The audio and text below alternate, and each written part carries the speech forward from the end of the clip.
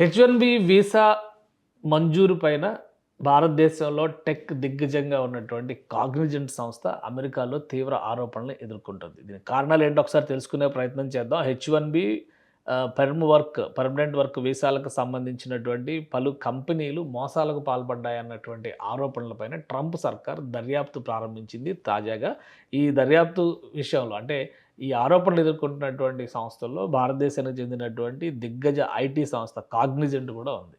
America కార్మిక శాఖకు చెందినటువంటి ఇన్స్పెక్టర్ జనరల్ ఆంథోనీ డి ఎస్పెరిటో తెలిపినటువంటి వివరాల ప్రకారం చూస్తే తప్పుడు వీసా దరఖాస్తులు సమర్పించడం, తక్కువ జీతాలకి విదేశీ ఉద్యోగుల్ని అమెరికా తీసుకురావడం, దానివలన అమెరికన్లకు ఉద్యోగ అవకాశాలు పోయేలా చేయడం, ఇవి అక్రమాల కింద ఈ కంపెనీల పైన పెట్టినటువంటి కంప్లైంట్లు.